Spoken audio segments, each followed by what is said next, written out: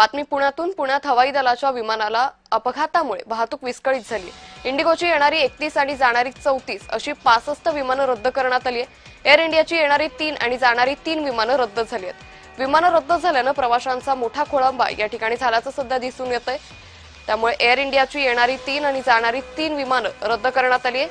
पुण्यात हवाई दलाच्या विमानाला अपघात झाला होता आणि या अपघातामुळे वाहतूक विस्कळीत झाल्याचं सध्या पाहायला मिळतंय।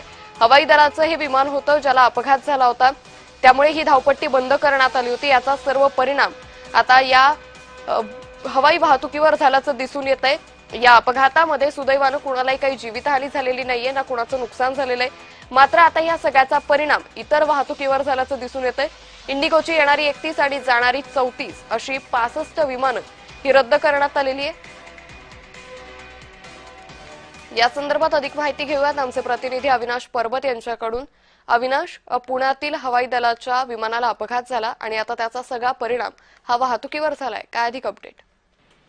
नक्कीच आपल्याला माहिती आहे पुण्यातलं जे विमानतळ आहे हे ड्युअल युजर आहे। भारतात हवाई दल आणि नागरिक उड्डाणे याच एकाच विमानतळावरून होत असतात। त्यामुळे काल रात्री जे आहे ते हवाई दलाचं एक विमान जे आहे त्यांनी लँडिंग करताना काही तांत्रिक बिघाड आला। त्यानंतर जे आहे ते हवाई धावपट्टी बंद करण्यात आली होती आणि त्यानंतर साधारण 4 ते 5 तासामध्ये हवाई व्यवस्था जी आहे ती पूर्ण सुरळीत होईल असं सांगण्यात आलं होतं। परंतु अजून देखील 7 ते 8 तास झाल्यानंतर देखील ही हवाई पट्टी सुरू झालेली नाहीये। त्यामुळे जे आहे जे पुण्यातून प्रवास करणारे जे प्रवासी आहेत त्यांचा खोळंबा चांगला झालेला आहे। मोठ्या प्रमाणामध्ये गर्दी जी आहे ती विमानतळावर झाल्याची आपल्याला पाहायला मिळत आहे। नेमकी ही पुन्हा विमानतळ कधी सुरू होणार याची शाश्वती अजूनही देण्यात आलेली नाही। त्यामुळे जे आहे नागरिकांची गैरसोय होताना आपल्याला पाहायला मिळत आहे।